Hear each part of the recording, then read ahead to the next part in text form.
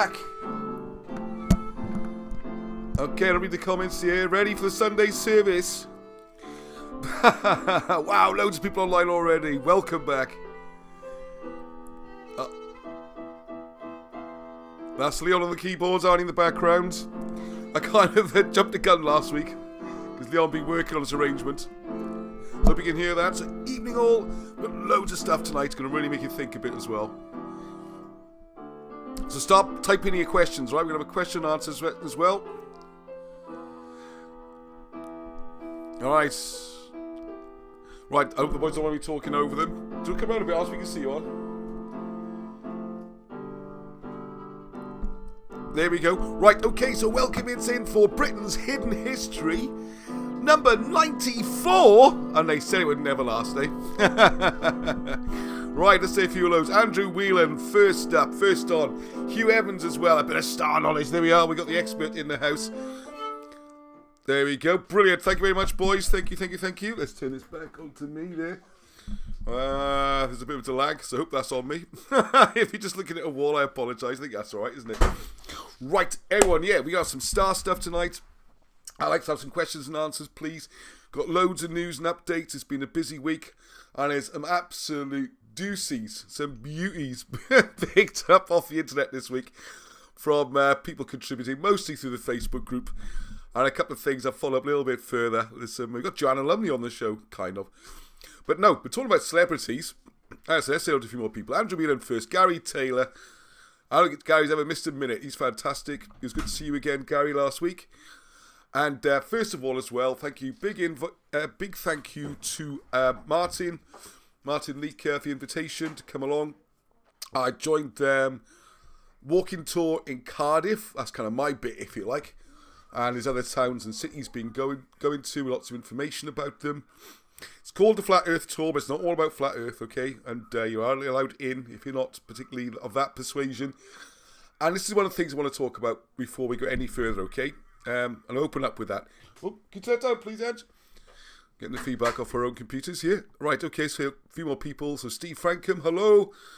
Yeah, where's Steve? I haven't seen you for a while. Good to see you back. It has been a while. Excellent.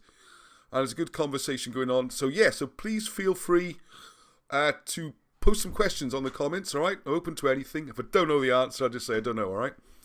So that's all good. Yeah, Hugh's going to be presenting at Megalithomania. If you remember, I did it last year with Cumberoglyphics.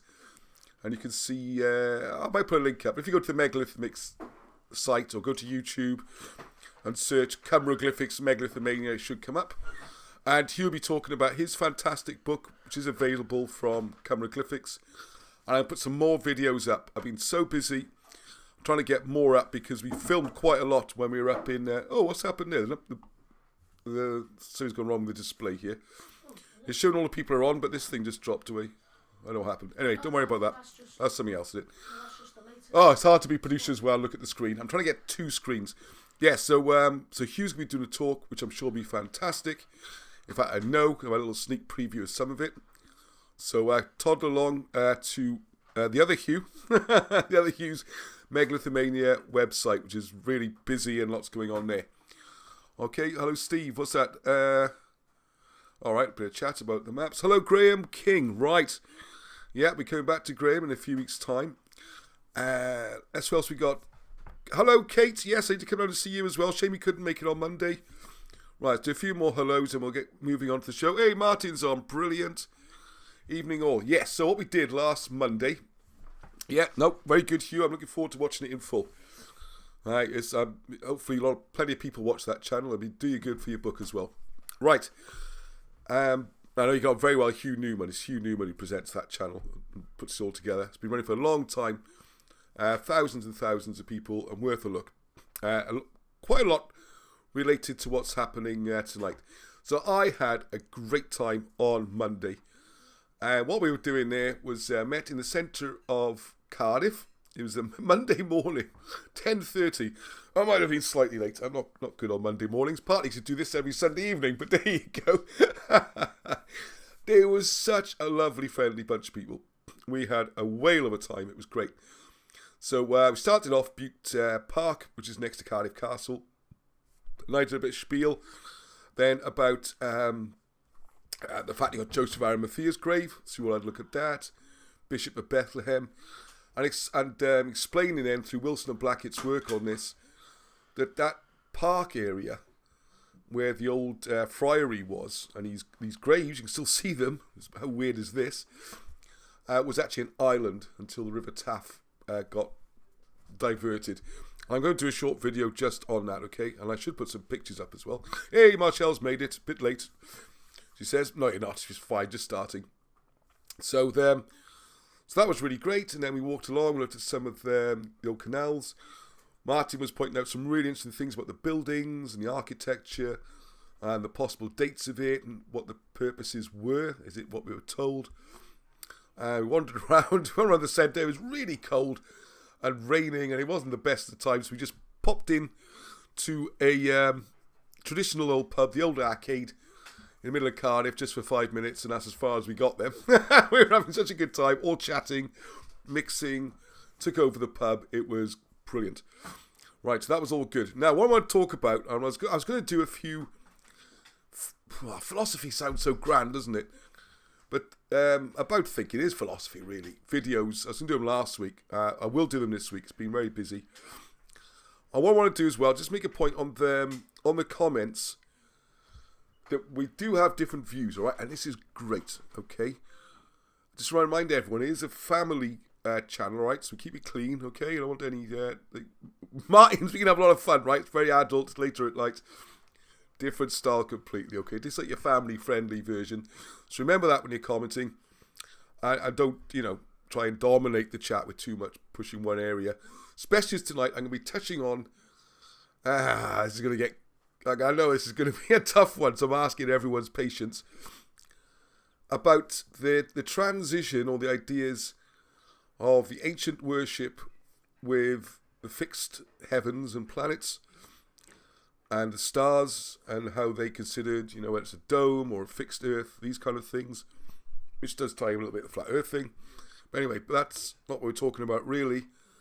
What we're then talking about is the difficulties of some of the heretics, as they had of trying to put a heliocentric model in with everything going around the sun, including the earth, and how that works and the other one works. But I don't want this to become a debate about which one's right or not. That's not the point, okay? The point of this one is very much showing how these ideas developed and how we can see these ideas represented in things like the Mabinogion or the Mabinogi, the old Welsh writing, a little bit from Wilson and Blackett on that, and I'm going to do a bit of looking at some of the ancient writing and to give you an idea of how you can read it. This is from the forthcoming King Arthur Conspiracy book. Pre-orders are going great, so thank you very much to everyone. I think we've got enough money to print it now, I think, so we can, almost anyway. We put the rest in. It's not like it's a panic or anything. Almost all the chapters are done. There's 22 chapters in total. I would say 17 are fully done. The other 5 are more or less there. And my plan is to have the book back from the printers for mid-April, okay? So only a month away. And then I'm going to get the first 50 copies signed by Wilson and Blackett, who I'll be seeing when the book comes out. So if you're in a pre-order, I'll try and get you all signed, okay? Right, so what I was going to cover then... right, hang on, bouncing around. Oh yeah, talking about... for some reason, boxing seems to be coming up a lot. Oh, can you grab me that picture, please, Arnie? Just to your left. Oh, Arnie's on the chat. This one? Yep. I should do this full screen properly and do a proper share. There we go, just show that. Oh, that comes on the screen, I can see it there. I'll have a little quiz here now. I go a little bit nearer. This is an old boxing picture. Boxing's going to seem, I don't know why, it just seems to be going to figure more and more the boxing. Somewhere on there is my grandfather. He's obviously the good-looking guy, so see if you can pick him out. Amongst these tough blokes. One of those is my grandfather, okay? Professional boxer from the 1930s, I guess this picture was taken. When he's boxing out at Tree Harris, one of those. So you can pick. Oh, don't forget, if you want to put some questions up, I was chatting with Rachel, good to see you earlier, and Morgan and Rich. They'll say, hey, why don't you do question and answers? So blast away, and we'll have a go. One more go at that one. Anyway, so I mentioned because bizarre twists of fate, which will become apparent over the next few weeks.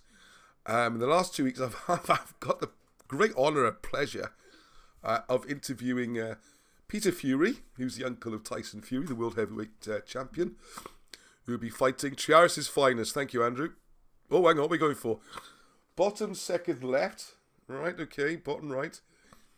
Okay, so we're going to eliminate it. So we eliminated the important notice from moderator. If anyone comments too much about the flat earth debate, they'll be warned and then eliminated from the channel. Yes, thank you, Arnie, yes. Yes, that was the point I was trying to subtly put, and Arnie's put it straight. Alright, so we can eliminate the bottom row anyway. He's not on the bottom row. Okay. There's only one good looking fella there, surely. No, bottom right, bottom left. Oh, well, I'll end your misery. There we are. It's this chap here. Okay, the one by my finger.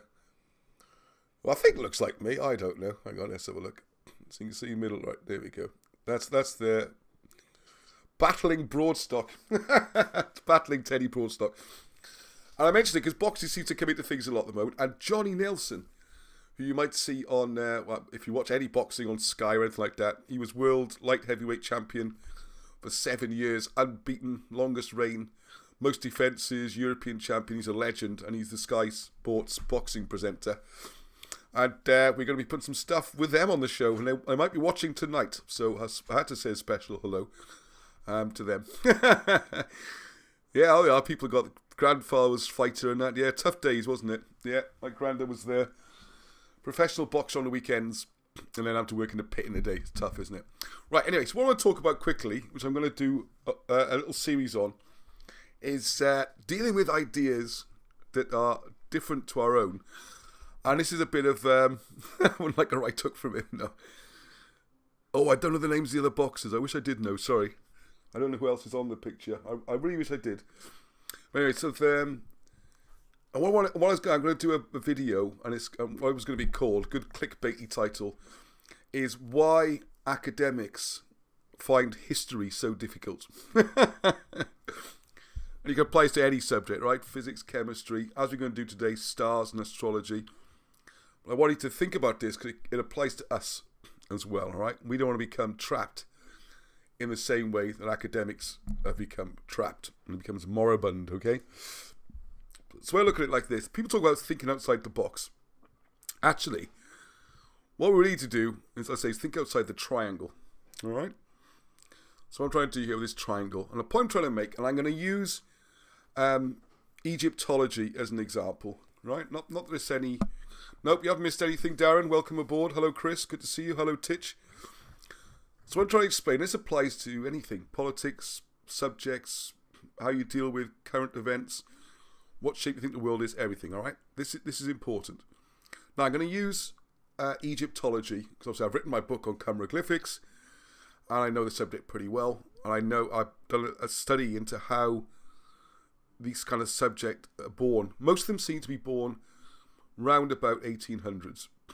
Most subjects we see in schools and college, they're not that old. Yeah, there's always been numbers, and there's always been English, and there's always been astronomy and things like that, but as formal subjects, most of them are surprisingly new. And there is this reverence for the classics and the ancient Greek scholars and that kind of thing, Romans, which I'm going to burst the bubble on that next week. But as a sort of a discipline, that's really where they become formalised and formalised education rather than home learning, that kind of stuff, all right? Yep, hello Gavin, hello Brian, good to see all these people I met. Right, so what do you have with hieroglyphics and Egyptology? It all really starts from one point here. This is where you've got Champollion, Thomas Young, people like that, back in, 1798 is when the Rosetta Stone was found. That's when Napoleon's army was in Egypt. The mighty Napoleon, such an incredible general. He's the only general I could think of from the whole of history who managed to lose 3 complete armies, deserted all 3, and is still hailed as a great genius. It's remarkable, really. He lost an army, obviously, in Russia, the Russian retreat. He got out, sorry guys, see you later, and lost probably 500,000 to 1 million men. Waterloo, raised another huge army. They got lost, and he's on his wagon, he's gone. He didn't die on the battlefield. And, of course, before that, the first expedition, he did his campaign in Italy, which mixed success. And then, of course, his Egypt campaign, where he again abandoned his army and left him in Egypt, and they got captured. Right, so anyway, we'll go through that, so I've dwelled too much on him, a little aside.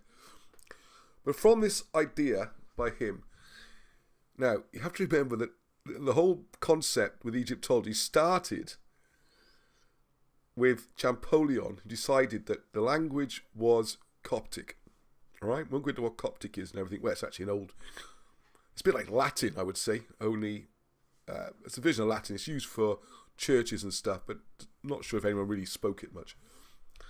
And the language died and was resurrected by the Jesuits, and it's the Kirche.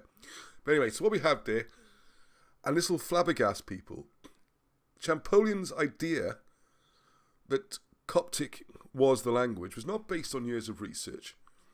There was no Egyptology subject. It hadn't been invented as a subject. People were suddenly getting interested because Napoleon still revealed, I know, it's bizarre, isn't it? And then he came up with this idea, not through rigorous research or checking hundreds and hundreds of hieroglyphs and seeing what worked. This might shock you if you haven't heard it before. He had a dream when he was 11 years old. Someone had shown him Coptic. Someone had shown him some hieroglyphs that had been sort of robbed out of Egypt. And he had a dream, aha, that equals that. That's the basis of the subject. I know it sounds bonkers, all right? It's never worked with Coptic, right? But that doesn't matter, because he's called the father of the subject. All right, so the subject works there. Now what you have then, at the time, by the way, there's massive uproar about this. This was not accepted. I mean, you think this was just like plain sailing. Oh, he's cracked it, you know. He'd run around the streets, I'm the master. Not how it worked. Loads of people at the time are going, this is rubbish. The guy's a charlatan.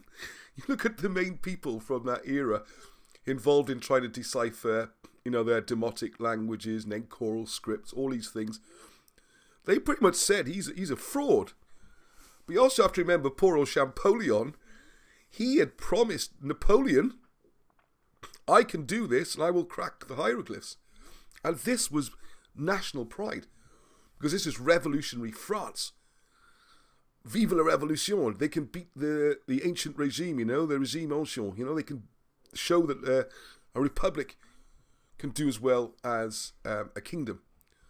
So he personally made the promise to achieve this. So I get the feeling that even though his research was going pretty badly, he couldn't suddenly turn around and say, "You're never going to guess what? Can't do it. It's not working. Sorry about that." Dad. Yes. Oh. Quickly, I can see the comments. Yes, which one? What's called? But ask did Grandad know anyone called Charlie Cole? No, I don't know that name. Sorry, no. That's. Thank you for asking that one. Yeah, I'm looking at the questions there. Thank you, Arnie. I did miss that one. Thank you. Right, so then. So yeah, the situation, you can't turn to Napoleon and say, "Wait, I messed up, you know, I can't do it. It was a mistake. It was a dream. I was only 11. Because he'd be straight in the army, and he's sort of middle class. You wouldn't call him upper class or aristocratic, sort of middle class. So slightly wealthier than most, still he's a teacher and fairly painless. He'd been in the army as a low-level officer, and they were dying like flies. You know, you see those columns marching in, he's the guy on the horse waving a sword. First one to get picked off, okay? So he's going to stick to his guns. Now, the British expert at the time was Thomas Young. He was the genius. He worked out how your eyes can see colour. He worked out how to make the gas system, gas lighting safe in London. He did loads of stuff. Brilliant man, right? Genius. There's loads of Young's law and Young's rule. How to do dosing for children compared to adults. Brilliant. He looked at it and said, no, this is wrong. It doesn't work, all right? This does not work. I'm out. I can't do it. It's the wrong language. It's not Coptic. We don't know what the language is. We don't know what it sounds like. We can't do it. Can't work out the demotic. Can't work out the hieroglyphs. So he's out. So what we have, anyway, it's I dwelt a little bit longer than I wanted to on that.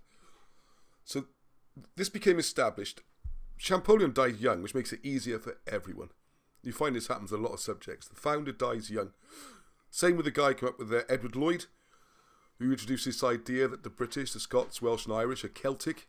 He died young. It's very convenient to have them out of the way, and you can take the subject You can venerate that person and run the subject.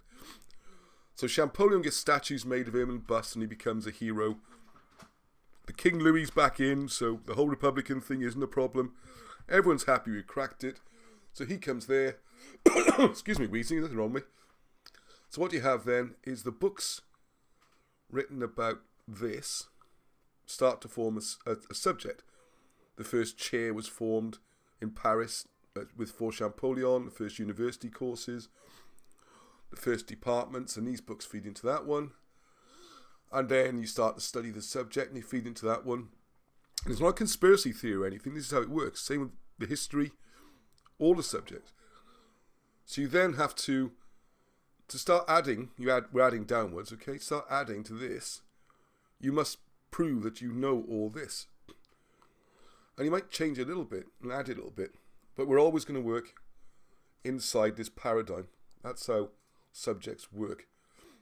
So by the time we get to us, 200 years later, almost exactly actually in this case, we're down there and we've got this massive weight on top of us, pushing down, pushing down, pushing down, pushing down. And we have to wade through, and it takes years and years of study. As we get your levels, O levels or A levels, degree levels, master's levels, trying to get higher and higher. But all of it runs inside the triangle.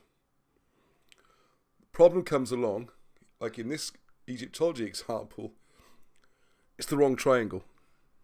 This doesn't work. It's wrong. It's the wrong language. I don't know for certain if hieroglyphics is right. For certain Coptic's wrong. And they can't read hieroglyphs. We know that. So the answer's out here somewhere. Well, we can't. We're stuck in this. So what do you do when something comes along that's over there? How do you deal with it? How do you get your mind? Because quite often the people in this academic triangle will be very angry and aggressive towards any ideas outside it. Excuse me. So the key thing is, though, this can apply just the same way to us. For example, I spend a lot of time obviously promoting Wilson and Blackett's work and doing the books and all that kind of stuff. But I have to accept, and there's a part of here which actually I haven't picked this deliberately, but the bit I'm going to show tonight, there's quite a few parts of it. Oh, no, I don't quite see it quite the same way. So I can't have a Wilson and Blackett triangle like this, where I can never look outside it. And if something does come outside, I've got to be open to the idea. And also, as a general rule, just talk about this channel, when I interview people and let people have a platform, I am doing just that, giving a platform.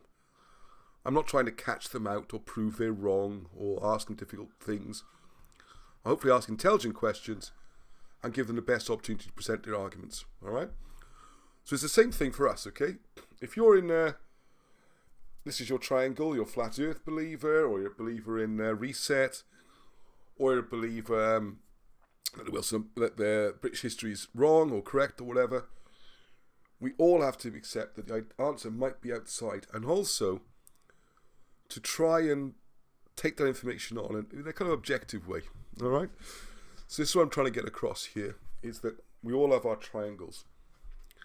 And the sad thing, this is why academics find history so difficult. This triangle, was one of the things I'm trying to show through this channel and other work, was created, started about 1707, or when the coup took place in 1688, and they're trapped inside this triangle, and all the real history, not just a bit, is outside. So this is where we're looking, okay? So if you just want to look inside the triangle, whatever your subject is, then this probably isn't the right channel for you, because it's no good being, you can't be offended by people wanting to stay in the triangle, or people who think it's this triangle, different one to you, or if they think the answer doesn't fit in any of the triangles. This is how we progress, okay? So there we go, a little bit of, I don't know, wandered off into philosophy. Before I start wandering too much, oh my goodness, and use up all the time if I'm not careful. Alright, let's get this show on the road. Alright, I have to whiz through some of this. Okay, so here's the funky graphics. Right, so just quickly here. Oh yeah, questions please. I haven't seen any questions on the comments. Please fire away. Keep looking for the questions on. Yeah, I am. He is. Right, okay. I'll tell you what, I'll go straight to the websites here, because we've got the wonderful Joanna Lumley. And then I'm not sure, what do you think of that picture? I mean, I don't know, it just looks a bit weird to me, doesn't it? Like, there we are. Trying to keep young looking, I suppose. Keep young and beautiful, and all that kind of thing. Oh, man, she was the one for me when I was a boy, Joanna Lumley. God, dear, sapphire and steel, all that kind of stuff. Back when the BBC was class. And there's going to be quite a bit of BBC tonight. Yeah, and the Avengers, which is the Purdy haircuts took over everywhere. Whoa. But there we are, looking a little bit different these days. Right, okay, so here's the story. First one. Sorry, Joanna, I've just managed to... hang on. Ah, here we go. Joanna, slightly out of order. There it is. BBC News, thank you for sending me this one, whoever spotted it. I do want to apologise. I'm not going to go through the presentation. I'll just go through their websites. So Dame Joanna Lumley has warned that the creation of 2 wind farms, this is off the Suffolk coast, all right? It's not even in Suffolk. Could see the area disappear under a sea of concrete.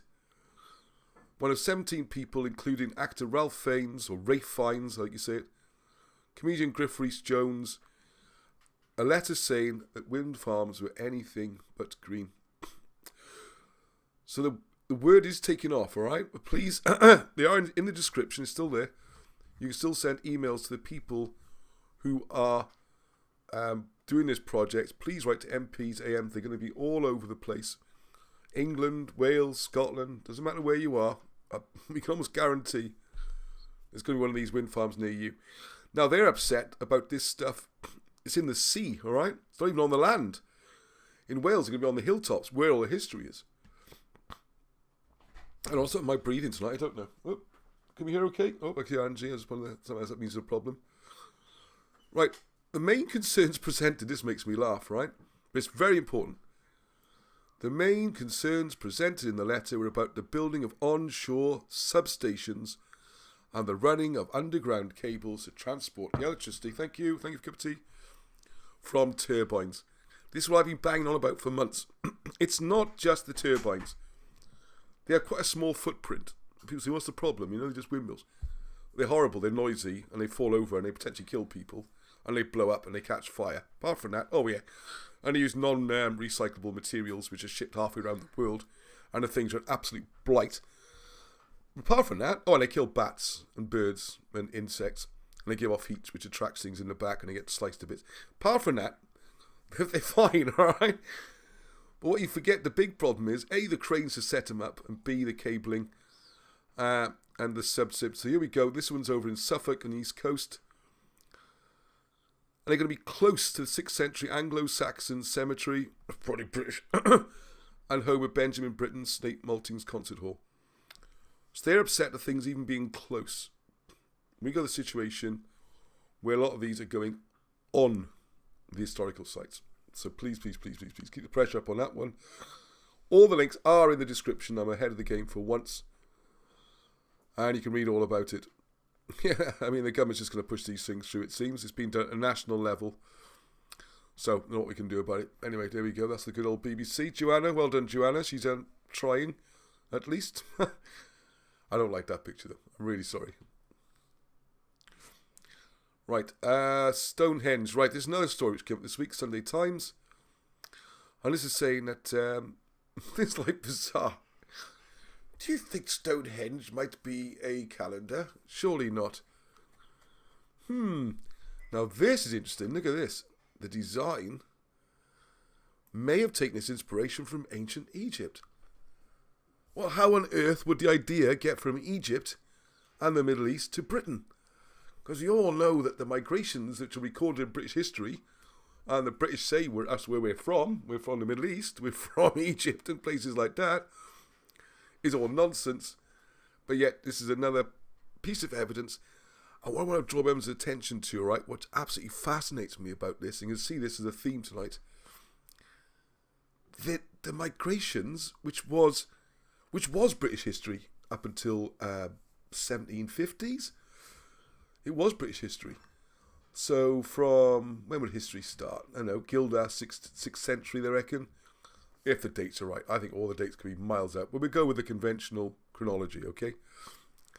So 1,500 years, more or less, well over 1,000 years, let's play it safe. The British said this is where they came from. We can trace the writing back to Egypt, hieroglyphs, all that kind of stuff. but it's not mentioned. No, and I'm not banging on like saying it has to be a right triangle. I'm absolutely right and no one else is right and everyone else is wrong. But you can't discount it as a possibility. And it never, ever, ever gets mentioned. And also they talk about this, continue reading, get a trial. I can't be bothered with all that. I'm not paying for the Sunday Times. But the point was they're trying to show that this is, the bits of the article I did see, that it's, poor Arnie, a hard weekend. And a very, very hard game of rugby this morning. They lost their cup game. My one try, really. It was heartbreaking stuff. But there we go. And it was a tough game. And he had some they were a hard team, man, who were really into late shots, high tackles, and off the ball stuff. But yeah, tough, Arnie. You're alright. A few bruises tomorrow. They just bounce off, Arnie. I'm fine. Yeah, he just bounce off, Arnie. I'm fine. I don't know if... I have to check with the other players if I can show you some video clips. I think you quite like it, because you obviously get to know the boys through watching this. And you can see them watch players bouncing off Arnie in the rugby. Anyway, so what they're trying to say there, it's different to what they said. It works on a different principle. And it works a calendar, and isn't this all very clever? And it's bizarre, right? Because what I'm going to show here is this. Now, if you go into your search engines, I highly recommend this, all right? I'm not totally against BBC. That's all right? But if you type in... Oh, you can't see what I typed in. Alexander Thom, I always call him. It's probably pronounced Tom, but it reminds me to spell it with an H, okay? So Alexander Thom with Magnus Magnusson. And I don't know when this was made, 1970s. I wonder if it says in the description what year this was made. Oh, 1970. There we are. So this is 50-odd years ago. And it was on the BBC. All right, and this ties in with the sort of stuff that Hugh Evans is doing, and a lot of the stuff we're going to be talking about tonight. I'll just do. Hang on, I got to be careful here because someone just deafens everybody. Let's turn that down.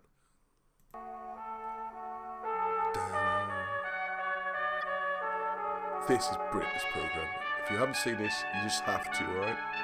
If you've got any interest in the ancient stars and alignments, this is what TV used to be like. You know, do you remember? You sit down with a family and get informed and enjoy a really good programme and not be preached about anything. Just enjoy it. How's that sound? Yeah, it's come through well. Okay, yeah, I'm not going to go into this stuff because what I want to get into is... He has so many instruments on the one hand. It could be the top of the stone, the gap between stones, it could be something in the foreground, it can be what he calls a foresight. This is what it gets into, the stones, right? Alignments. Horizon. And then also so many objectives, different phases of the moon, sun rises and sunsets, summer and winter. 12. Now, that was a dangerous operation. If this hillside came straight down, he could have tripped when he was doing the side movement. And therefore, I reckon he used this platform. The whole point is that here... All right, so we've got such a good shot of him there. I'll just pause it. This man should be... You asked David... I haven't seen David's name come out. Is David Mosley on tonight? I haven't seen David. But you asked David and Hugh and people like that. This is the man... He is the father of the subject, all right? So if you're looking at star maps and ancients being able to plot things, the work of Robin Heath, people like that, he's the daddy, Alexander Thom. He was a surveyor, a master surveyor.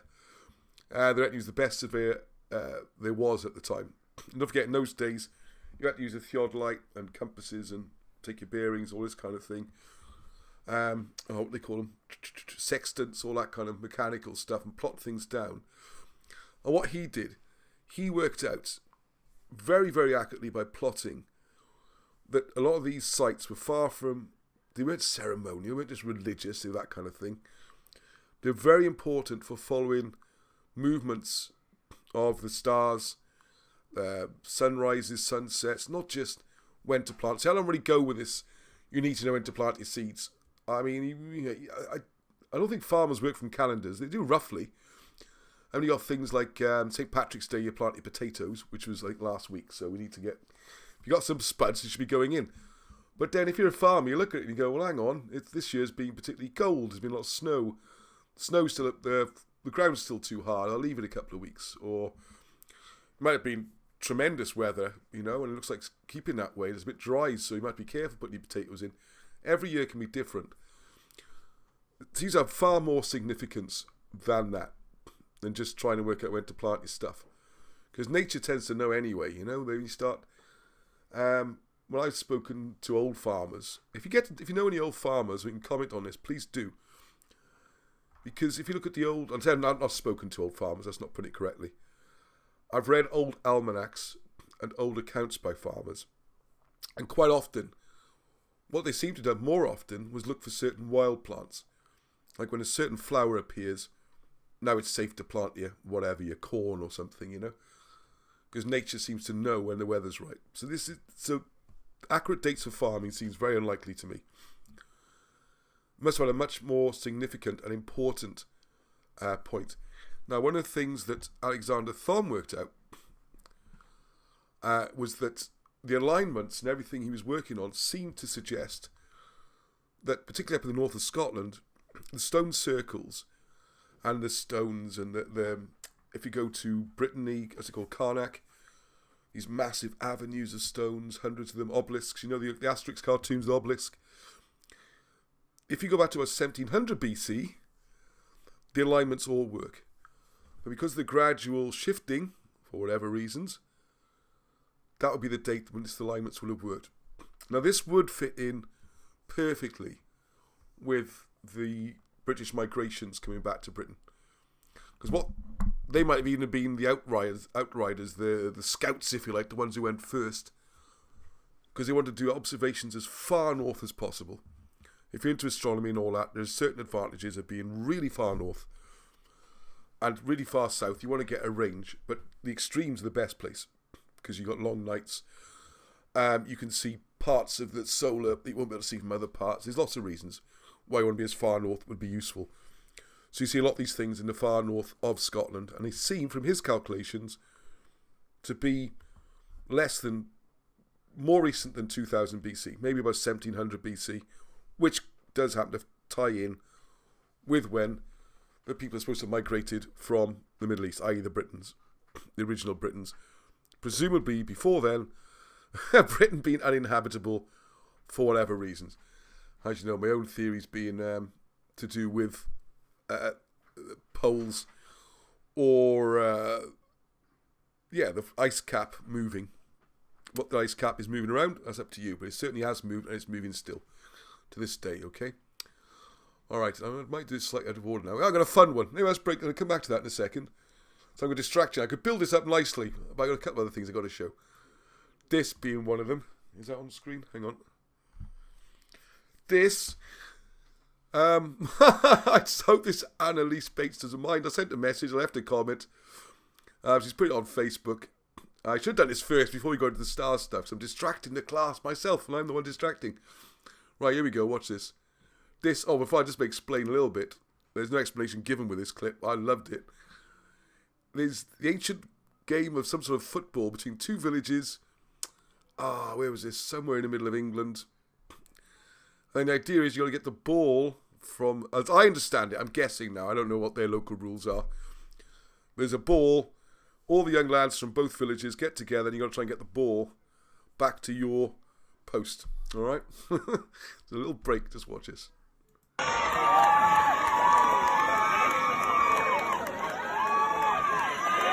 So it's the victorious team coming back.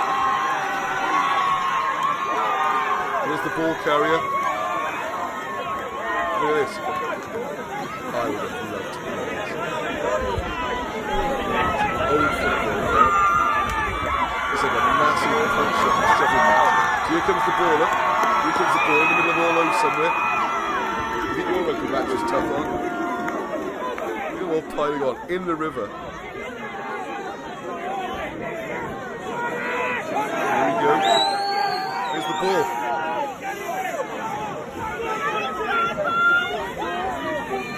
There's the ball. Yay!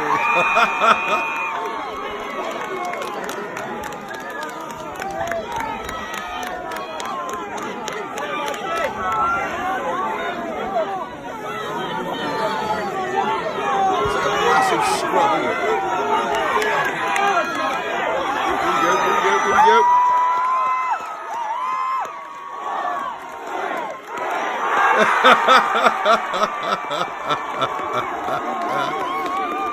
Go on, one more for luck, mate. Go on.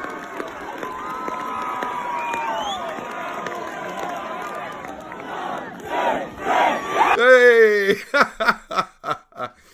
Now, does anyone tell me that's not awesome? So I would love to know more about... let's catch up on comments a sec. Because I would love to know more about that. Right. We have this in Cumbria. It's called Uppies and Downies, played over Easter time. Right, Northern Nomad, please tell me more about it. I would love to know more. Give me an email or something. We'll have a chat. I'm getting on a bit now, but I would have loved to have played that. That looks like the perfect game. Just a great big arm wrestle. Like Capture the Flag, but backwards. Yeah, it seems to be. Yeah, you got to... Oh, is it backwards? Or do you have to get it back to your own... Yeah, how cool is that? Cloaks as goalposts. Very good. Wait, on, maybe megaliths as goalposts. Where are we? Looking at the cheese rolling in Gloucester. Yeah. That's another great one. Apparently someone died when he got run over by the cheese. Do ancient sports relate to astrology in the heavens? Look at that for a question. Anyone know? See, is that the first question of the night? And I got no idea what the answer to that is. What a great question. I'll have to have a think about that. I think a lot of it's to do with having a laugh, I think. But I wouldn't be surprised if there's... You are a bit late, Polly. Yeah, only an hour, though. It's all right. Only 50 minutes. Feel free to join in. All right, so there you are. There's a fun one. So thank you to Annalise Bates. I don't know who you are or anything. I just came up on Facebook, so there you go. Right. Now here we go. All right. BBC like it is now, unfortunately. Dunk. Right, slightly different. Michael Wood. Yeah, lovely smile. What a lovely chap. I'm sure he is. Nothing against him. This place, Kibworth. Remember the name there, right? Kibworth Harcourt. Kibworth. Would you remember that? And this is just like... I think this is like designed to wind me up, this programme was. I'll just read a little bit of the introduction. This is a new series. I don't know if anyone's seen it on the telly. I got rid of my telly years ago. I can watch it on iPlayer, so I mean, it's not like I'm totally pious about it. I did try. And if anyone wants to fill me in on it, I tried. I really tried. I'll have another go during the week. I'll have a go tonight, maybe. I managed about 5-10 minutes. I couldn't handle it. Right, groundbreaking series in which Michael Wood tells a story of one place throughout the whole of English history. So he's picked the village of Kibworth in Leicestershire, in the heart of England. A place that lived through the Black Death, the Civil War. By the way, it's a quiz, all right? In the comments, what do you think's missing? It's not the hardest question you've ever been set, is it? It's not like which one's my granddad. That was a difficult one. Right, Michael uncovers the lost history of the first 1,000 years of the village. Featuring... I could do a drum roll here. Excellent drum roll. Very good. Okay, a Roman villa, Anglo-Saxons, Vikings, and Normans. And just to wind me up even more, the episode is called Romans to Normans. I'll show a few seconds just to... I'm not going to go through all that. That's going to be embarrassing online to go through that, isn't it? Enough to get myself banged up. So if you're going to watch it, before I get myself in trouble perjuring on a broadcast. No one here working for, what do they call themselves? Not DVLS, the cars, isn't it? Whatever the licensing thing is. Oh, please don't do political comments. Please don't get me shut down. But anyway, watch that. Obviously, if you have a license. Although I don't think you need a license necessarily. We're not going to get into all that, though, okay? Right. Yeah, ancient Britons will be missing. Well done. Renap and where it got there because before it even came up. Ross, do you like Oasis? What do you mean, the Manchester band? Who probably had their songs written by someone else and it's all a fraud, but that's another part of hidden history. I do like Wonderwall, I have to admit, because when I went on a rugby tour to Boston many years ago, that was our tour song. And when you got about 20 odd lads all singing it and doing harmonies and that, it can sound pretty cool. And that was an English team. I did play for an English team. Stop while you're ahead, Ross. They started the stories by the god who responds to Llywelyn. Oh, I think I missed out too much of a conversation there. Yeah, it's not a license, it's a tax. Yeah, I hear you on that, Brian. It's a tax, isn't it? I've completely thrown myself. I can't believe it flashed up. Have you got a license? All right, okay. Let's get back to Ross. Pay attention. What's wrong with you today? I can't seem to keep my concentration. I don't know. I haven't gone to the main bits yet. It's all related, right? As you know, these things are not just thrown together. Oh my goodness, they're not. There we are. Story of England. As we know, we went through all that. It's about. I was hopefully going to show you a clip of it, but it's not that easy. Right, now Kibber. Now Tim Lewis, who we haven't seen on the show for ages, but I still see Tim. He's my mate, not live very far away, and we do still see each other. And he put me onto this story and this TV series. I assume he's still got a television set. And I think it's on BBC 4, by the way, if you're trying to find it. Or you can watch it on the iPlayer.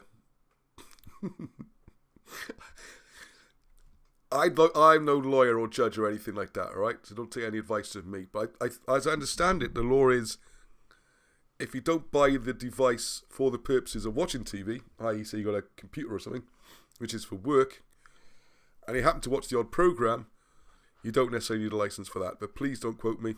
If you get in trouble, it's not my fault. Right. Anyway, Kibworth. Now, what Tim pointed out, this sounds like, for one, it sounds like Kibworth. And also, where is it? What we're talking about? Because in South Wales, and this map is available from the website, a bit higher resolution. So I can't zoom in on here. Anyway, this is the old land of Kibord, the Kibord 100. So I've spoken about a bit more other times. So there's Cardiff, which as you used to be quite small. And the key thing is, Cardiff used to be part of Kibord. Cardiff wasn't the big capital. Cardiff didn't start growing till the Industrial Revolution. It became the big coal centre. That's when it got huge. You see, it's a little tiny town there. And also you'll notice it's not actually down on the coast. You have to come up the river. And this is part what was explained about the river being diverted. There's the castle. I need to be able to zoom in. Well, it's going to get a bit ugly, alright? But it will mean we can zoom in. Otherwise, you're not going to be able to see that. Here we go. Alright. Tim also found this map for me. Right, so here we go. So this is the River Taff. There's Penarth Harbour there. Looks, there's no real Penarth in those days because there's the town of Penarth here now. Cogan is still a train station. Landock is the high hill looking down. There's Caira. Now, if you notice, the print for Caira, where the castle's supposed to be, is larger than for Cardiff, for example, which I can't even see anymore. I've lost Cardiff. No, Cardiff's pretty big, sorry. Not as big as Cardiff, but bigger than most places. Now, this is all called Kibord. Now, Kib is to do with coming together. It's a meeting place. This fits in. There are other meanings as well. So, look at that. There's a really cool race course there back then. So, there's Cardiff Heath. These old maps, I find them fascinating. Penturk. This is very important because here's Thornhill, and that's where Morgraig is, which is the old British castle, which, unlike the one, the Norman one, with millions spent on it, in Caerphilly, is just rotting, basically, disappearing before our eyes if we could get up there and didn't have to climb over a locked gate. Pretty shocking. Lisvane, very important. This is the bit we talked about where Caermelin is, where Camelot, where the original Arthur's thing. Which looks a bit weird today, but when you look at it in this old map, it makes a bit more sense to have a central area here, because you've got like this ridge, river, sea, river. It's a nice. This is the middle, really, of this Kibord, which is incredibly important historically. So there's a chance with this guy, like this Kib. No, I can't see Kib on this sign. Anyway, that's weird, isn't it? They picked a place. They're talking about Kibor anyway. Or a variation thereof. Kibworth. Okay. Now the next thing about that then is Elmet. Oh, that's quite cool. Can I get more than one page with? No, I can't. Alright. So hang on a second. I'm just going to go. That's funny, I've got a license there. Oh, I did have this open. I must have accidentally closed it. Please go Wikipedia. Good old Wikipedia. Because there's a discussion this week about place names with someone. And apparently it's okay to suggest Icelandic place names. This is a group called Place Names of Britain. If you want to go on Facebook, join it. Lively discussion. I could do some support, to be honest, because for some reason you can suggest place names are Icelandic or Scandinavian, Germanic. That's all fine, or Old English. But as soon as you point out, hey, that place actually means something in Welsh, it's probably an old British word. Wow, it gets hostile. Again, people can't go outside this, all right? So here we go. I want to talk about, I've mentioned this before, but it's very, very important. And for those who are more recent to the channel, helmet, like a helmet without a "h" on the front of it. Now it says here it's Brittonic, i.e. British, Brittonic, between about the 5th century and 7th century. If you read on, well, I'll find it for you somewhere. It was still active in the 10th century, so I don't know why they say 5th, 6th century. May have been, I mean, don't forget, Wiki doesn't like British history, alright? It tends to get written down. But they're forced to admit that it may have been for a brief in the 10th century. It seems more likely that it might have lost some wars, it might have to pay homage and bend the knee a couple of times. But it seems pretty clear that it stayed independent all that time. Which is when, of course, the mighty Normans turned up, apparently. So you've got areas here, just right in the heart, and if you look at what they call it, mostly Yorkshire, South Yorkshire, North Derbyshire. But you also see reports where it comes further down.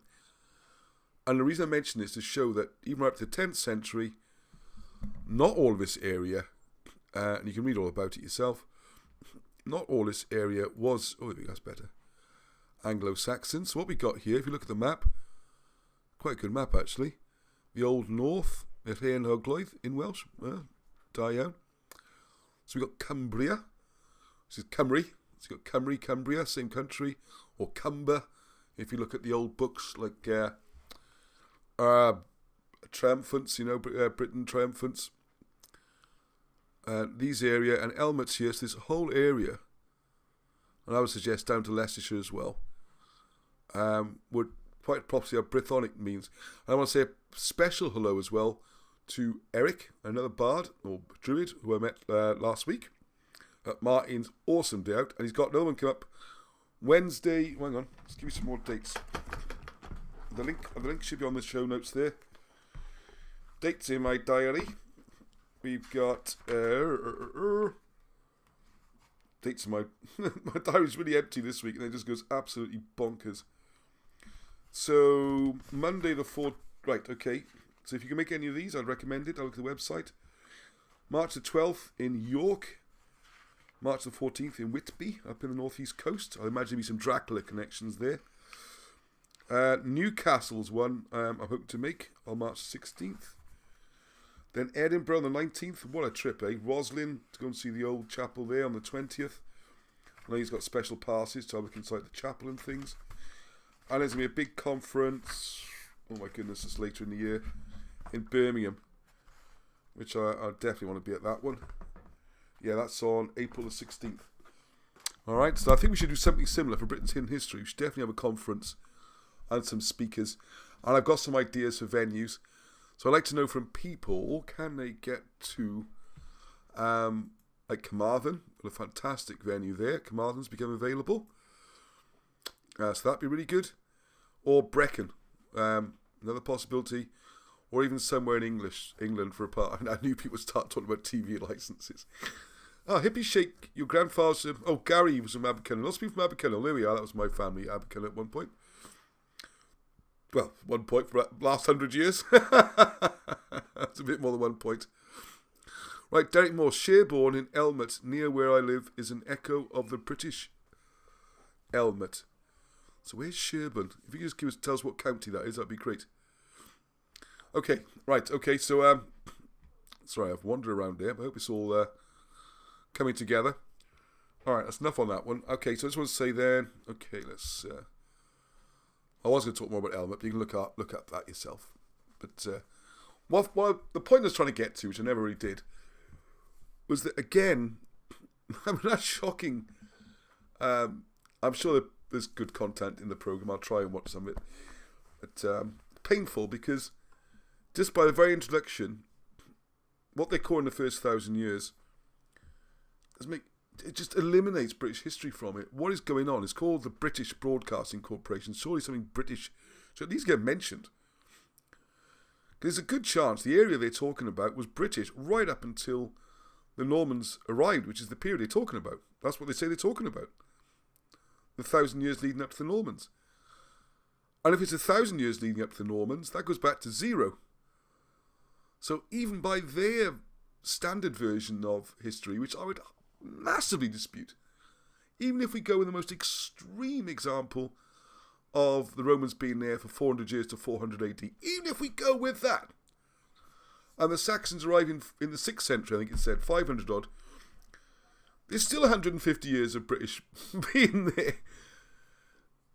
It just shocks me. It doesn't get mentioned at all. I do not get it. I don't get away how they get away with it.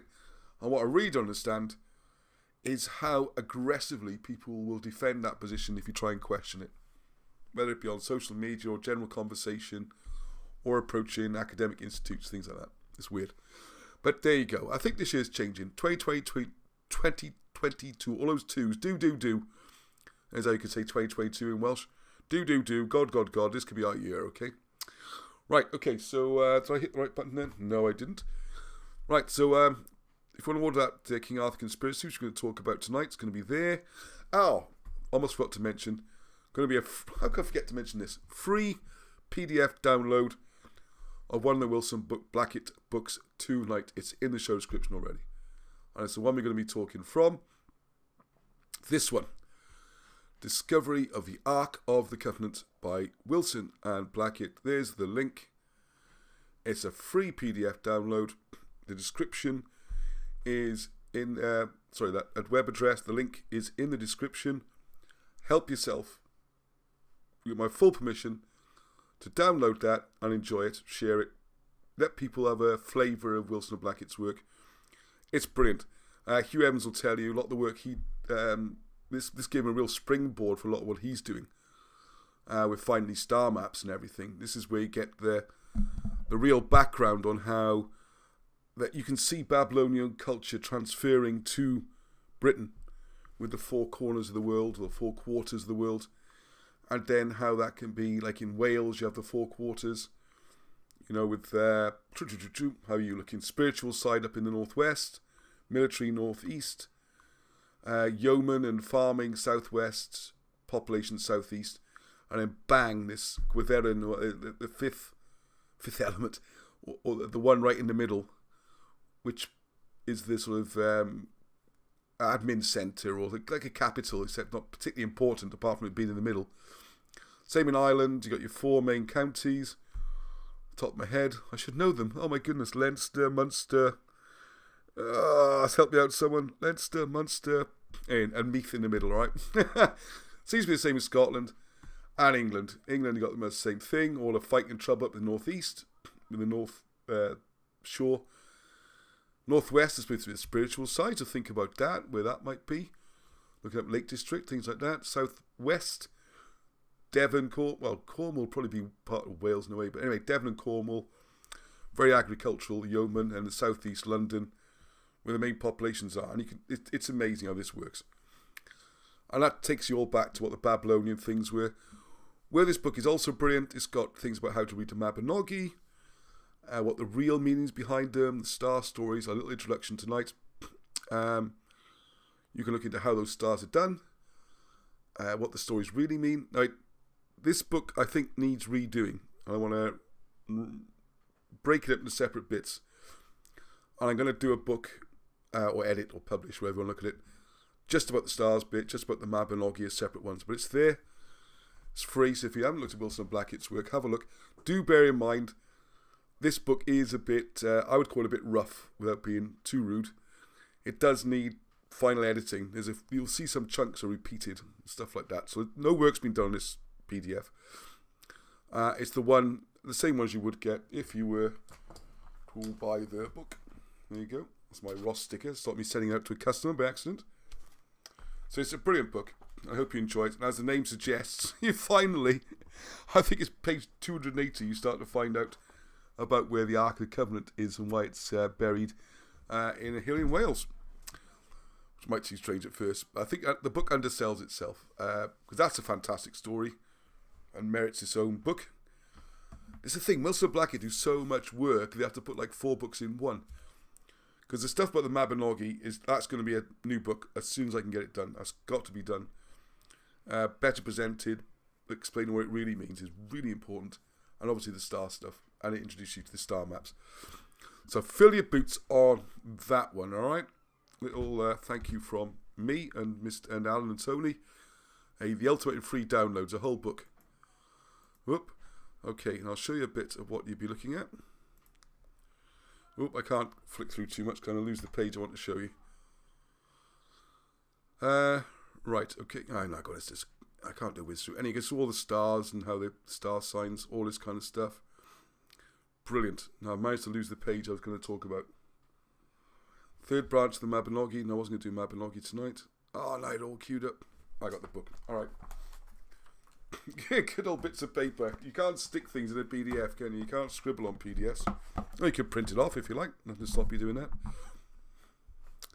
Alright, so there's all about Yahweh, the storm god, 4th branch of the Mabinogi, star signs, what they all mean, how they translate into Welsh, what the Welsh ancient thing is. But what I want to get to, I'm just going to read through this because 9:10. That's right. Can you see page numbers? Oh, 86. I'm miles past where I want to be. So you have to look through yourself if you want to see where the Ark of the Covenant is, for example. Oh, yeah, this is interesting. I'll just stop. I've got to be careful here. There are so many bits in this book, you just want to stop and read. You could have this in your loo or something, just go, lucky day, boom. What's this? Oh, the identity of Manawydan throughout the Mabinogi, the enigmatic. You can do that anywhere, randomly. What does the Book of Esdras mean? How's this tie in with the first to cross the Euphrates? I mean, it's that kind of book. It's full of graphs and drawings. They're all brilliant. This one's brilliant as well. But what I want to do is get back to... Oh yeah, I was going to show you this quickly. The idea, if you look in the ancient, the oldest representations of the heavens and the galaxies or universe, whatever you want to call it, whether it's whizzing around inside a dome, or it's just a moving flat top, or we're the ones who are whizzing around, I don't care. This is what people... I'm just going to say something quickly about that. I know in some ways the shape of the world's the most important thing there is. Any others, to me, it doesn't make much difference at all, really. It seems the main reason the difference is to take you into other directions. To me, the reason doesn't matter. Be careful what I say here, but Einstein showed, I think you can show it quickly, you can't work out or prove, you can't prove what the nature of the Earth is from the planet. You can only prove it from outside. So then it's a question of, do you believe the Apollo space mission pictures, which are accepted to be CGI, you know, if you look closely, they're sort of cartoons, they're drawings, the blue marble, all that kind of stuff. So that's not really good evidence. So you can't really work it out. And this haunted me for a while. I lost months and months of sleep trying to work it out, and which one is it? There's arguments both sides. I don't find either conclusive. And I realise after a while, it doesn't really make a lot of difference to us. And I'm sure people can say it's massively important. But it's only... I'll bet you, right? I'll put my 10 pence. I'm not a big gambler. I'll put 10p on the table. It matters because it infers something else. It doesn't matter by itself. All right? This is why I'm going to try and park that for a while. It can infer other things from the shape of the planet, like, I don't know, we're being lied to, or this is why religion... Anyway, we'll come on to that in a second. But to my mind, it for the purposes of looking at ancient belief systems, looking at how stars move, planets move, I think both can be made to work with either system. So it really doesn't matter. And maybe, just maybe, we are part of some huge experiment in a great big dome with some weird alien looking down at us in a microscope, because to him we're tiny. Again, it doesn't make any difference, does it, if you think about it? It doesn't make... until we get into religion and ethics and philosophy, then it obviously does make a difference. But even now, I think it doesn't really. Anyway, I get tangled up. So anyway, whichever way you look at it, you get this spiral effect, which is very important. This is Hugh Evans talks about this in his book as well, which I recommend. And this is the motion as we're twisting around, or the planets are whizzing around, or something's going around. They appear to twist in this spiral. This seems very important. The Kundalini spiral, the snake. These very, very ancient things. These are leaden tablets of Magliano, and there's text, and this ancient writing is key. And this is why it ties in, because again, in this book, there's some mention of it. You can read this using the ancient British writing. This is where it gets interesting. Hang on, where's the other one? There we go, it's another one. This is more, that's the Phaistos disc, I think somewhere in Greece. And this is more symbolic, less like writing. And if you're a genius like Alan Wilson, you can have a good stab at what all that means and why it's there. Alright, but they all seem to be tied in to the motions of the planets and stars. Alright, I think you have to look at me for a minute, because, oh, you are, Harley, darling. I was showing people pictures they couldn't see then. Alright, sorry about that, let's try again. Alright, so, okay. This makes a lot more sense than I can see something on the screen, doesn't it? Sorry. Can you just check the comments as well a second, please? Okay. Alright, spiral there. This is what we're talking about, the spiral. See the lettering? This you can read, right? Magliano. Again, the lines aren't there. I know Hugh shows some similar examples in his book. So you can go right back, and then the one that was more graphic I was showing you. There we are, look. Symbols and stuff. It's all this importance. Whatever the important, this was clearly important to them. What was going on with the stars? Alexander Thom was showing earlier. It's an enormous effort to create these great big observatories. We could accurately predict the motion of planets and stars, and this idea of the zodiac, whereby because they're moving around different, it's where the sun ascends into the 12 different regions of space or of the sky. The ecliptic. I'm trying to avoid the technical terms, partly because I'm not really good at them. I can get them wrong. But you have like a horizon, effectively, around you. So if it's the middle of the night, and assuming you weren't surrounded by buildings and stuff, you would see the edge of what you can see. So anything below that, or beyond the perspective line, if I look at it that way, wouldn't count. Anything underneath wouldn't count. God, I just made me thought of something then. Because one of the bizarre things is on the stuff that Hugh's shown, and he's added to his work as well, in Gwynedd, you can see that they were aware of constellations that would be below the southern hemisphere. So how on earth do they know they were there, and how do they plot them accurately? But anyway, that does make you think. Can I zoom in? Yes, I can. There we go. There's another old one, and again, it's that spiral. You can just it's less obvious here, but it's still a spiral. And this is trying to explain the motion of the planets. It's always been very important to people. So I may have made those comments I just made now about saying it doesn't really matter, but the motion of the planets and everything clearly did matter. It mattered a lot. Actually, why don't I let you see that as well? Because reading something's distracting while you're listening, isn't it? All right, I'm just going to read little chunks here rather than a whole chapter or anything. This is from page 86, and it's why are these British stories so important? I'm not going to read all of it, but I'll pick up the chunks. I've chosen a few bits to pick. Many will ask why these Mabinogi tales and the stories in the St. Grail, which could be the origins of the word Holy Grail, by the way, that we are about to investigate are of any importance. After all, they appear to be a collection of strange ancient tales and nothing more. The fact is that these ancient British stories of record contain information on what is perhaps the most fundamental issue of the history of Western civilization. So I've just said it doesn't really matter if it's round or square, so why is it so important to the ancients? Why do you think? As far as the historians epigraphists and the archaeologists can ascertain for at least 4,000 years, or perhaps considerably longer, the prevailing ideology was that our tiny planet Earth was the great creation. The Earth was the biggest thing there was in the creation, and everything else was designed as a supporting cast to facilitate the operation of planet Earth. The conception was that the Earth was either flat, as some supposed, or a sphere, as others had divined. There's nothing new in the world, is it? They're arguing this 4,000 years ago. The stars as we know them today were the fixed stars that either did not move or which moved in a constant order around the mighty Earth. The Sun was believed to orbit around the Earth, and one dedicated Greek surveyor estimated the size of the Sun to be either as small as 1 foot or otherwise approximately the size of the Peloponnese, near about 150 miles in diameter. Modern science says our Sun is approximately 864,000 miles in diameter.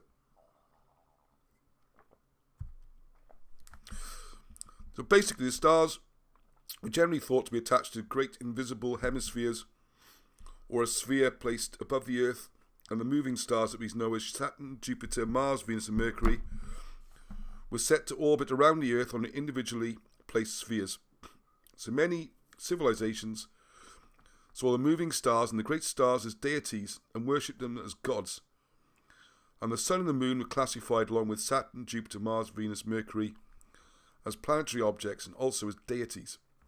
People saw themselves as the servants of the gods, and they adopted the role of servant worshippers.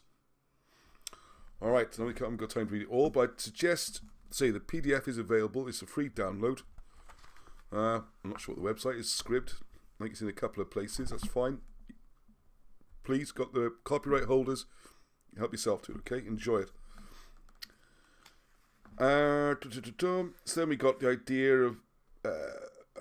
right, if you remember, the very first thing I spoke about was the triangles and the reluctance of people to take any information outside the triangles. Again, I'm not proving any points either way. I'm just talking about attitude towards new ideas and different ideas outside our own paradigms. Our own paradigms are a series of triangles. Right, so what we're talking about then is Thales is believed to have had knowledge of the Seros of the ancient Chaldeans. So this is showing Chaldean knowledge, which is the precursor to the Britons, predates Egyptian knowledge in this instance. And he also visited Egypt, where he may have acquired knowledge of geometry that was vital for progress in his astronomical studies. Thales is also famous as he was the first person recorded as stating that the moon received its reflected light from the sun. Then a people of Thales named Anaximander came up with the notion that the universe is simply a hollow hemisphere that floated on infinite oceans of water. Now, one of the things here, and this is what I'm saying, outside the triangle on this one, for me, and maybe for Alan Wilson, which are going to be, he's almost 90. Oh, we're going to organise a party for him in June. So I'll try and get some dates sorted. One of the things I want to talk about to them about and get the venue booked. Anyway, is Alan talks a lot here. It's not important to the main thrust of the story, okay? It doesn't change where the ark is or how the Mabinogi's read or any of the central themes of the book. But I've got a lot of doubt about these references to ancient Greek philosophers, scientists, whatever you want to call them. And I think that might be next week's show to show... I'm exploring it more, but it does seem to be that might have been an invention of later Byzantine. Again, it could be a medieval fraud or even more recent. But anyway, this is the history we got at the moment, okay? So, now, this is the important thing. Next came Anaxagoras, who thought that all the other planets, Saturn, Jupiter, Mars, Venus, Mercury and our moon, were simply fragments of rock that had somehow been torn from the Earth, and had been ignited by the speed of the rotation around the Earth. He saw the Sun as simply a mass of blazing metal, and around the size of the Peloponnese. This enraged the sun-worshipping priests, and Anaxagoras was promptly put on trial for blasphemy. That's what happens today if you suggest something outside those triangles. Same attitude. Listen, by looking at these people, we can improve our own reactions, okay? Pericles came to his aid, and he was acquitted, and he was sent into exile in Asia Minor. That's interesting. That's where the Britons might have been. He is the first recorded scientific martyr to be attacked because he simply attempted to form a rational scientific view of our solar system. Sounds familiar for people that put up new ideas today, doesn't it? All manner of strange ideas came from this Ionian school, and none of them had any merit. I love the way Alan writes. Anaxagoras was not unique in being accused of heresy, but he was unique in being the first in a long line to be accused of heresy as a direct result of scientific research and observation. Now, this is one which we need to look at then. What I talk about then is the fact that we had, anyway, how this science has progressed over the years. One of the problems we have. What time is it? Yeah, I'm going to have to cut the chase. It's getting a bit late there, but so all the different religions. It's the discussion then about whether or not the Earth is the centre or the Sun is the centre. Solar model, heliocentric, sun, heliocentric, Sun in the middle. Earth, geocentric, Earth in the middle. All right, just in case you're not used to the terms. Don't be put off by fancy words. All right. I love the richness. Are we supposed to be looking at the screen? No, it's okay. Thank you for asking that. I love the richness of the English language, and finding the correct words is wonderful. That's kind of what I do for a living now. Or I say living. That's what I do all day. I love making a living out of it. But expressing yourself clearly and avoiding jargon is just as important, I think. Jargon is quite often a defence to keep people out. All right, so we've got the Sun in the middle is the same as heliocentric. All right, don't let long names put you off. Like I was saying last week about statistics, Gaussian and all this, and distributions and all that. It's just mumbo jumbo. Once you dig in, you find, what did Einstein say? I think I can't quote Einstein. There's a lot to see. I'm not a big Einstein fan. I think a lot of it was quite dubious. But say if you can't explain a concept to your aged auntie or something, then you don't understand it or it doesn't stand up. I think you should be able to explain something in simple terms. You can then use, exotic language to go into details. Great, but get the ideas across as easily as possible for people. Right. Anyway, the upheavals and collisions that finally erupted between the scientists and the men in black in what is known as Renaissance might have been avoided. Common sense should have been recognised. Although, that's common sense that the world's definitely a globe. Giordano Bruno might not have been tricked by the Church of Rome into accepting a guarantee of safe conduct that proved worthless when they burnt him alive at the stake. Perhaps Galileo might not have been abused, imprisoned and threatened with torture, and it occurred to no one that to threaten one's opponent with terrible tortures and with agonising death is hardly the way to conduct a scientific argument. Religion, however, is not scientific. And the argument I'm making is that a lot of subjects have become like religions. This is a sad thing. Academic subjects, and we've got to be careful as well. We don't become like that, all right? Not everyone's going to agree with us on these things, whether it's about the shape of the earth or it's about British history or the meaning of those stone circles or all that kind of stuff. But, we don't go around burning each other at the stake and torturing each other, okay? We have to somehow try and objectively look at the logic and the evidence and the thinking, not how loud someone's shouting or how big their stick is. All right? Okay, I don't know if I butchered that a bit. It all seemed quite good when I thought it out in my head. Not quite sure it came out quite so well in the end, but there we are. I think you get the gist. I think we all try and do this, and we all fail sometimes. Okay, right. I did say I'd do a little bit about how to read the Colburn, wasn't it? And read these other languages. Okay, so we got PDF time. I think that's going to be... Hang on, let's zoom out so you get an idea. Not the prettiest page in the book, but as you can see, it's all been redone. Hopefully you can see. Nice pretty graphics and layouts. This one I want to talk about a bit. Let's just make sure I got the introduction to it. Alright, let's zoom back in a bit. This is chapter 16, I think. Oh yeah, just out of interest, this is the Arthur I stone, which also has the... You might think this is runes. You've probably heard of Ogham, all sorts of things. The book argues it's British writing, and then you can read it, and you can see how to read it. And there's one which John Griffiths is doing some brilliant work. I'm sorry I've been so sloping at the rest of the interview and the rest of the translations. Oh no, I'm going to get his son's name wrong again now, because I've been calling him the wrong name. I've been calling him Aled, but it's not Aled. But because I'm calling him so often, they think it's funny, and they're nice blokes. They've all started calling him Aled now. His name's close. Oh no, I've forgotten again. I just think of him as Aled. Because his nickname is Ned, which rhymes with Aled. I don't know how he got his nickname otherwise. So I'm sorry, Aled, stroke Ned, stroke... What Alex? Was it Alex? Ooh. Sorry, but anyway, you'll see him. Lovely guy. It's wonderful for me as well to see a father and son with such a wonderful relationship and working together on cracking these ancient writings, all right? Right, so let's go a little bit of chat from the book. Doesn't it look beautiful? Look at the layout. Oh, look at it. I had to redraw all these, and I've had a load of help from like Peter Smith doing all the graphics for the Etruscan.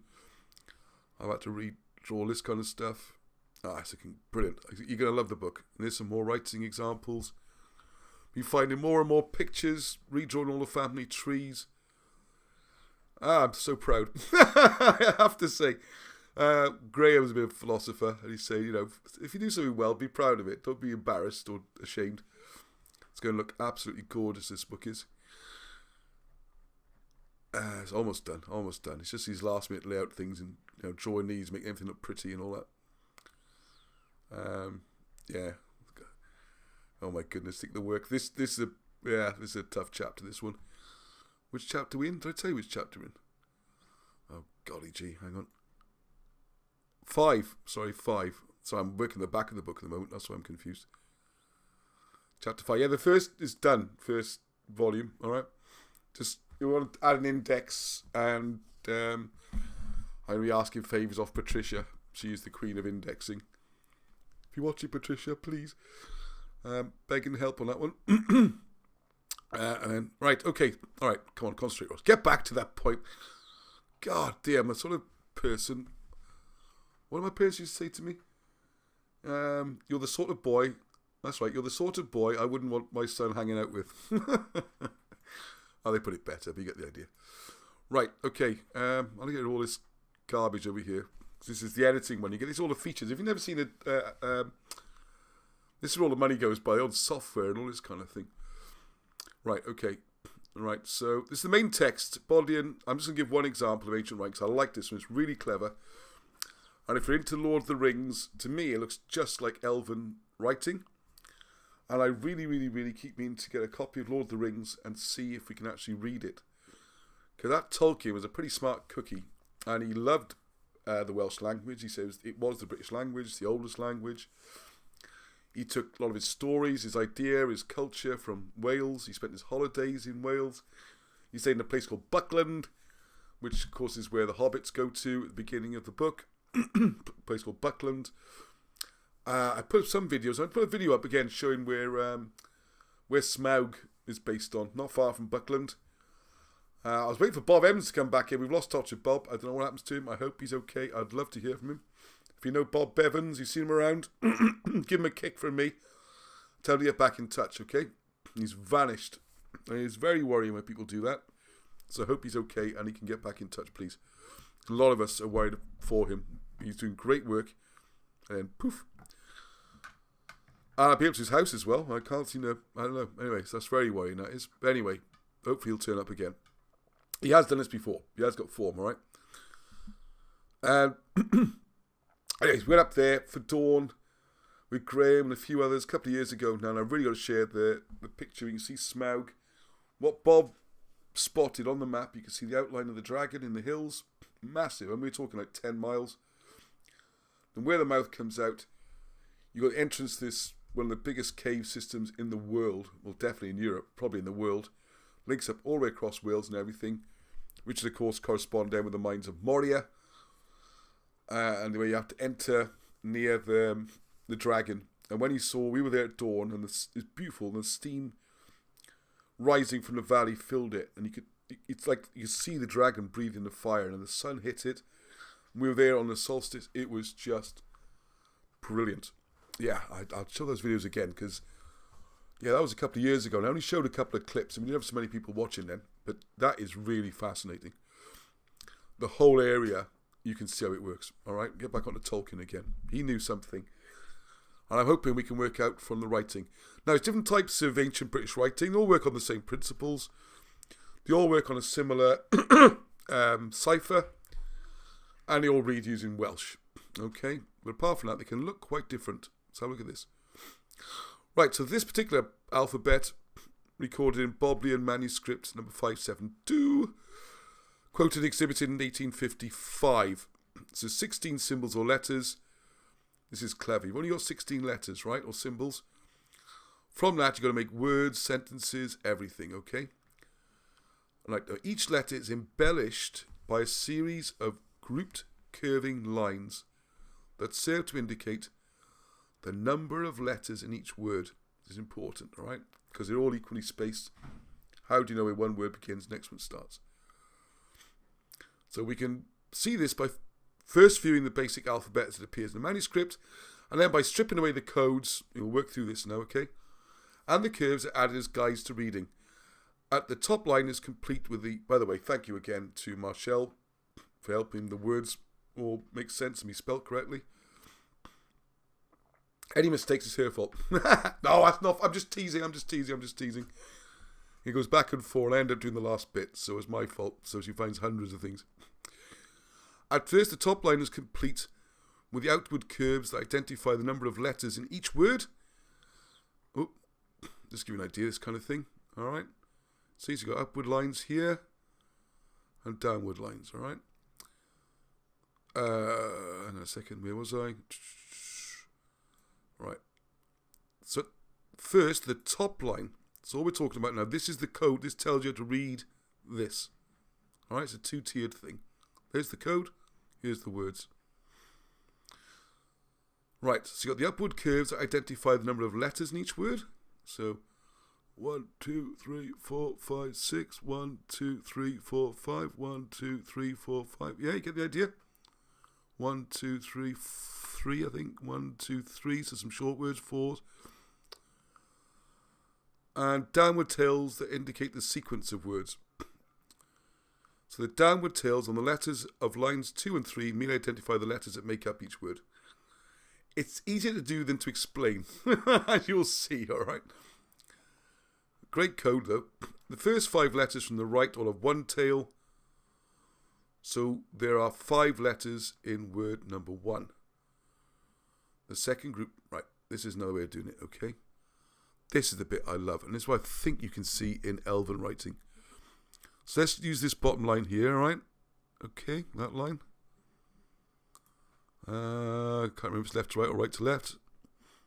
So you see it's got a little 1, 1, 1, 1, and then dot, dot, dot, dot, dot, 4. And now we've got 2, 2, 2. See, so all the ones with one little curve. Let's zoom in.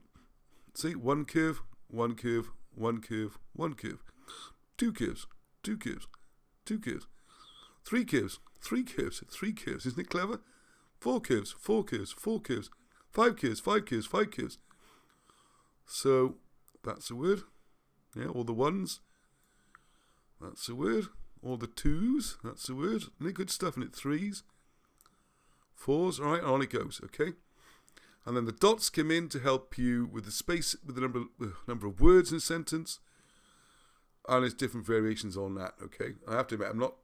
The other type, the ones John Griffiths is doing, I'm getting fairly good at those because they're the easy ones. I should have gone in the easy way first.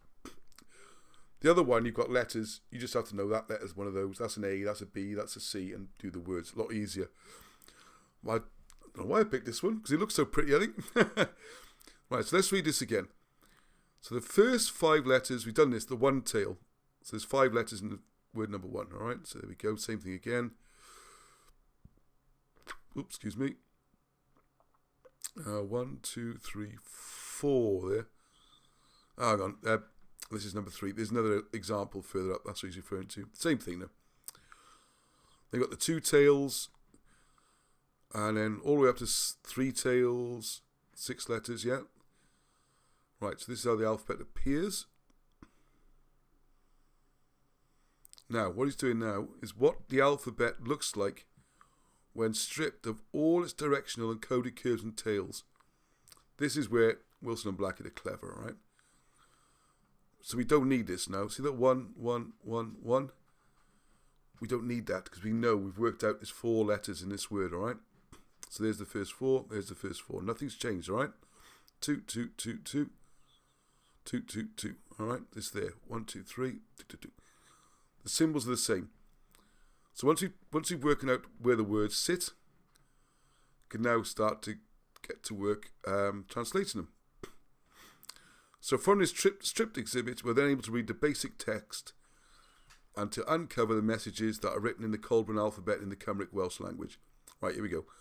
The dots that point to individual letters in the text, and which then allow for these letters to be selected to form further words and messages can be seen more clearly.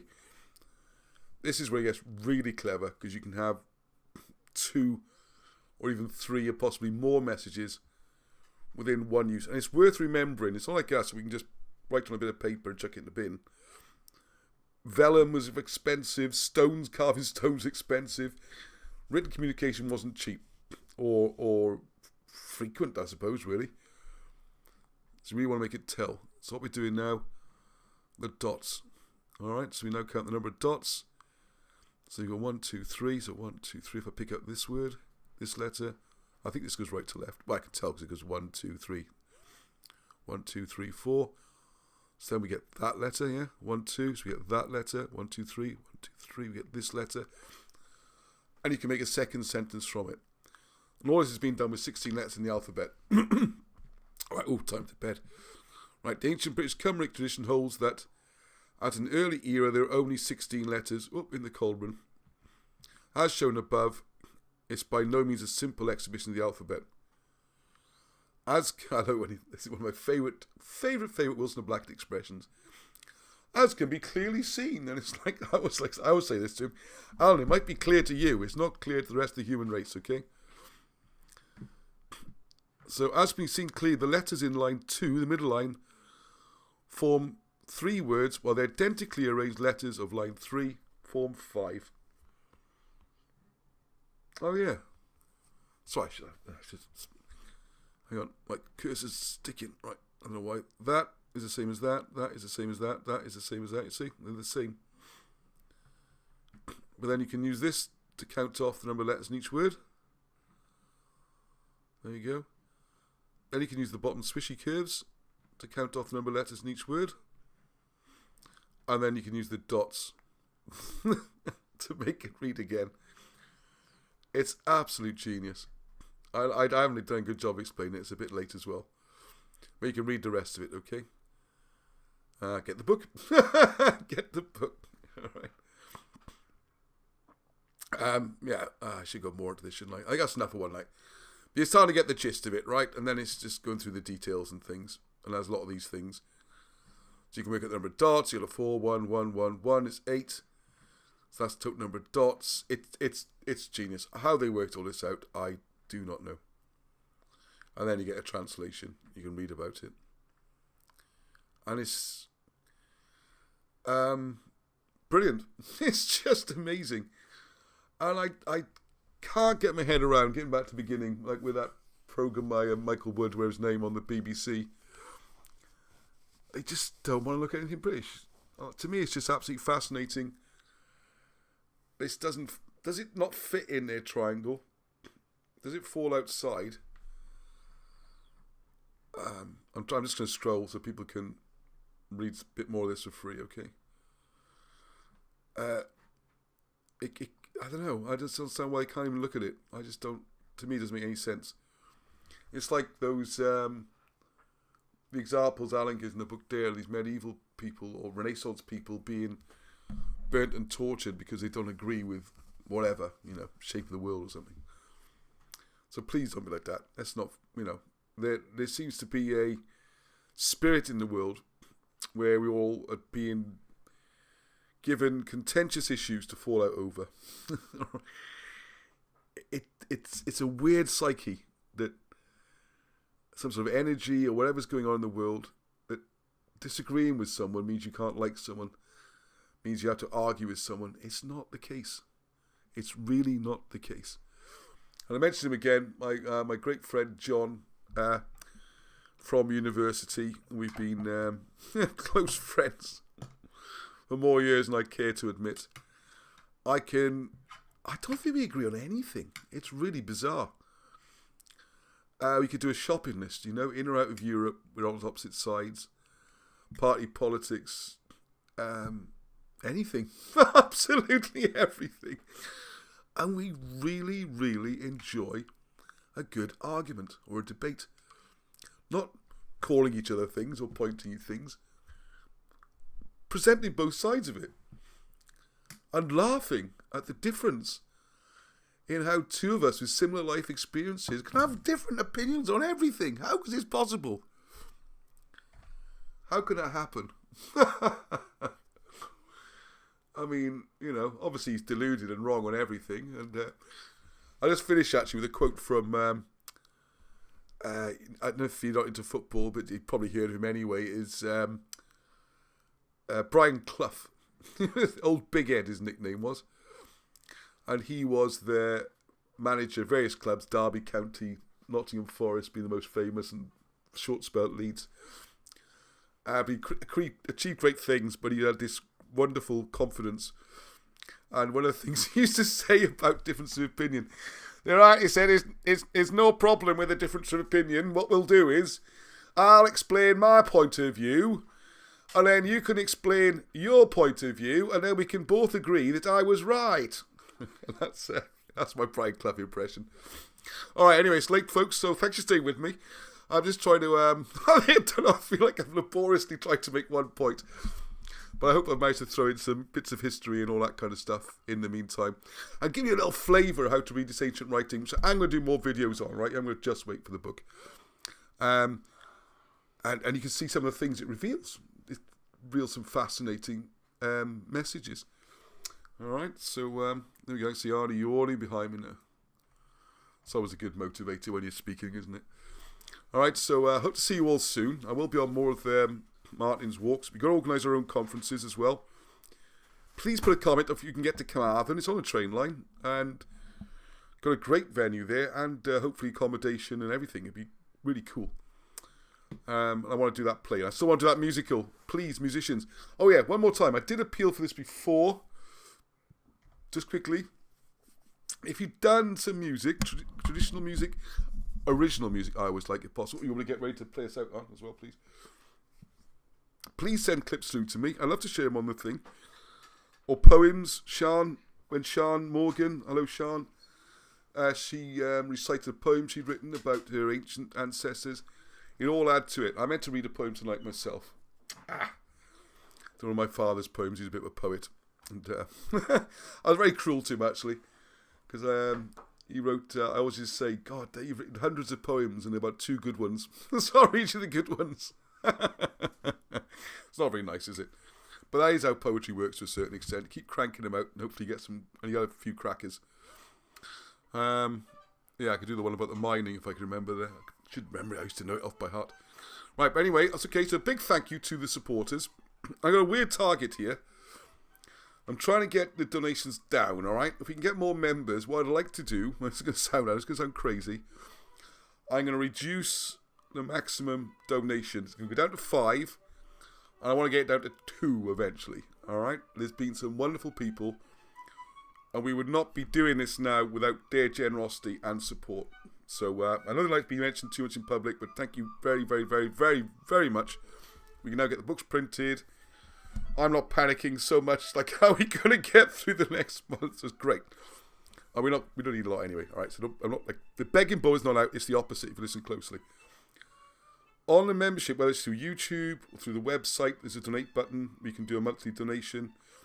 Or through it, like, just £2. And I'd ideally like no one to give more. And then if lots of us can give a couple of pound a month, we can keep this going and bring our British history back, all right? And I'm also trying to that seems condescending and patronising, help Wilson and Blackett as they get older, go up there and do their jobs and all that kind of thing. And I'm the world's worst handyman. So when I say I do it, it's a bit of a royal I do it, okay? There's no point you bodging their house up. Alright, so there you go. Right then. Oh, and all the links are in the thing already. So thank you very much. I hope that you enjoyed your Sunday evening. Need to get to bed now. And we'll see you soon. I'll try to get some more videos out on the languages, the various other things. I've also got the video with Monica, which is absolutely wonderful. Monica was great. Her book looks fantastic. And I just haven't had time to edit it all yet. Because it's been so busy. Go on, start playing, Arnie. Oh, he's falling asleep. We've had a request. Oh, request. Go on in. Off you go. It's a very short one. La la la la ba ba ba ba ba ba ba ba ba ba. I'm trying to remember what that's called. What's wrong with my brain? Come on, who's first on the comments to tell me who this is? It looks like earlier. Oh, yes, the Toreadors, sorry, yeah. Thank you, Arnie. Sorry, I missed some comments tonight. When I'm doing the presentation, I can't actually look at the comments. I'm going to go back a bit. Alright, okay. Yoda speak, yeah, that's the Welsh syntax. Brian, watch your comments, please. Let's keep it family friendly, please. Brian, it's okay, it's not too bad. It's okay. Nothing serious. Right, tell you what, Arnie, I know we've had it quite a few times, but I would like to hear it again. Can we do the Beth and Gallo? What's it? The classic one you do? Which one? Mozart? Yes. There you are, a bit of Mozart. We say goodbye to Mozart. Right, Patricia Ross, I posted that MSS number, so we'll go in there and tell them to watch this video. Thank you very much. Right, I'm going back a bit. Yo does speak English, but he speaks English with a Welsh syntax. Just to explain. So an English person would say, you are a good boy. Whereas in Welsh, the same sentence would be, there is a good boy, you are.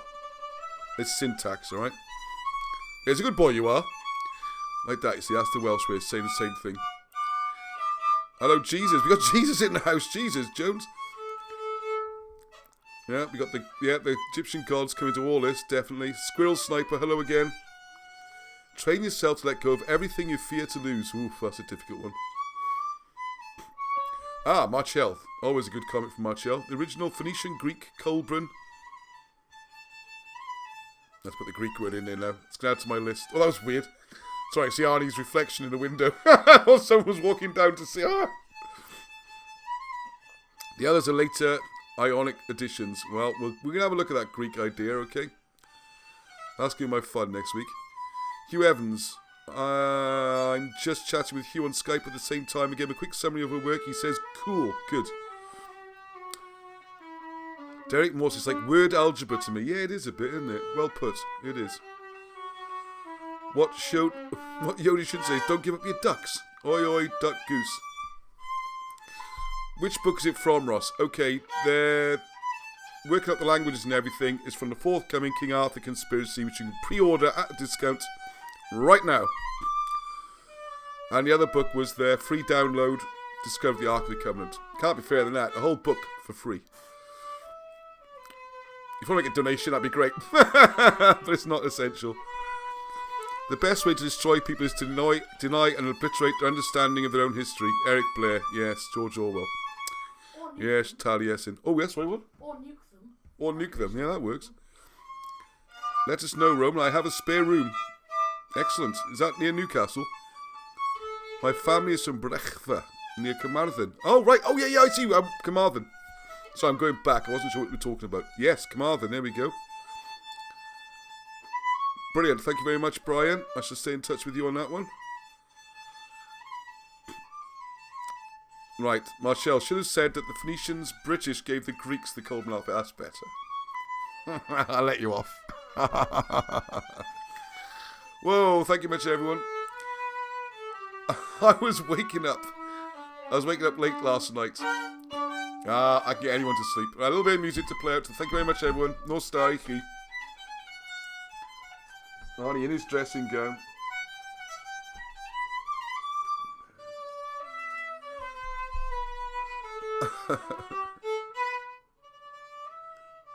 Your mum is happy you played Carmen. Oh yeah, thank you, Morgan. Morgan's still up. You should be in bed, Morgan. School tomorrow morning.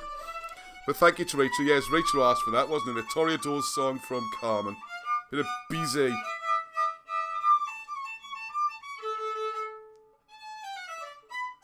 I haven't seen any comments. Wait, where's my asking where my singing was? I will sing next week, I promise. I know. Yeah, he's getting the hang of it, isn't he? Right, well, thank you very much, everyone.